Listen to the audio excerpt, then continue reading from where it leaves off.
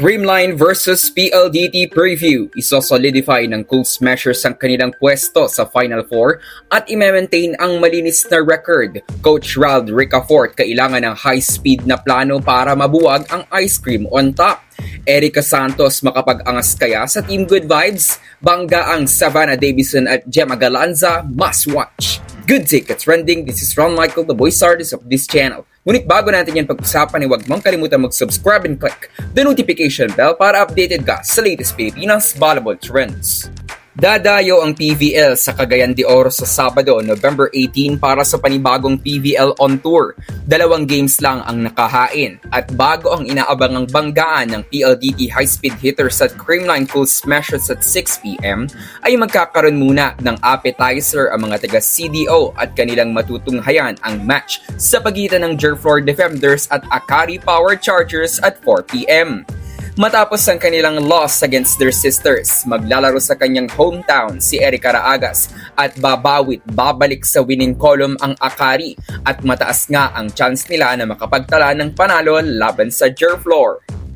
Pagkatapos ng game na yon ay oras na para sa main header na Creamline versus PLDT. Sa paglipas ng mga games, nagkakaroon na ng mas malinaw na picture kung sino ang mataas ang chance na mapabilang sa Final Four. At ito nga ang Creamline, Chocomucho, Cheritigo, Signal at PLDT. Natalo na ng Signal at ng Cheritigo ang high-speed hitters kung kaya't mayroong 5-2 win-loss record ang koponan ni Rhea Di Maculangan. At kung matatalo pa ng Creamline ang PLDT, tapos delikado din sila sa Chocomucho, mula sa 5 teams na yan, magiging nasa panlimang pwesto ang PLDT.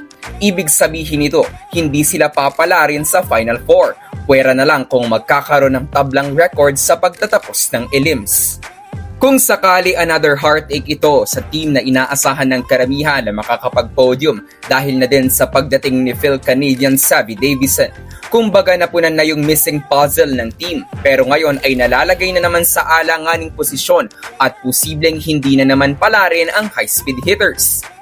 Ito ang gagamiting inspirasyon ng PLDT para subukang bigyan ng unang talo ang Creamline, ang iwasang mapag-iwanan sa karera sa Final Four at hindi tuluyang malaglag sa semifinals. Magiging target din ng PLDT na finally ay makapagtala na ng victory laban sa Cool Smashers.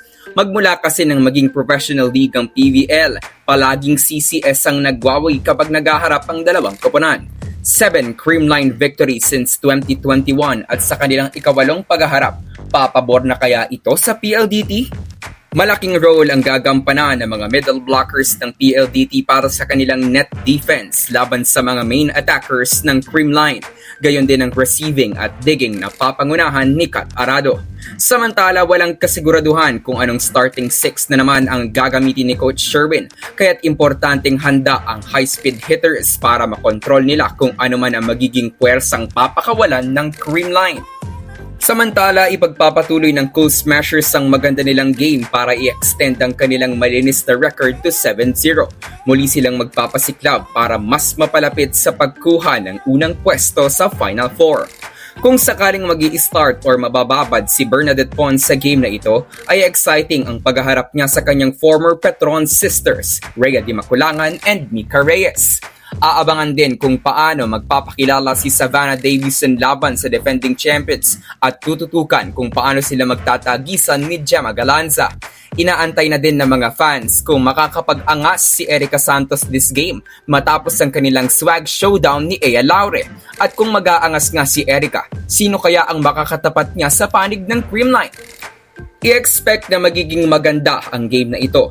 Sa dami ng weapons ng both teams, magkakatalo na lang ito sa playmaking nila Di Maculangan at Negrito. At kung sino din ang magiging consistent, sila ang tiyak na magwawagi.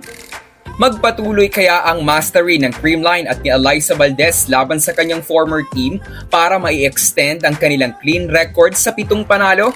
O dahil sa high-speed strategy ng PLDT ay matutunaw ang ice cream on the top of the standings? Sino sa tingin mo ang mag-uuwi ng panalo sa Cagayan de Oro? Comment down below. So that's it for today's video, Catch Trending. Do not forget to subscribe and click the notification bell para updated ka sa latest ganap ng women's volleyball sa Pinas. Thanks for watching. Bye for now!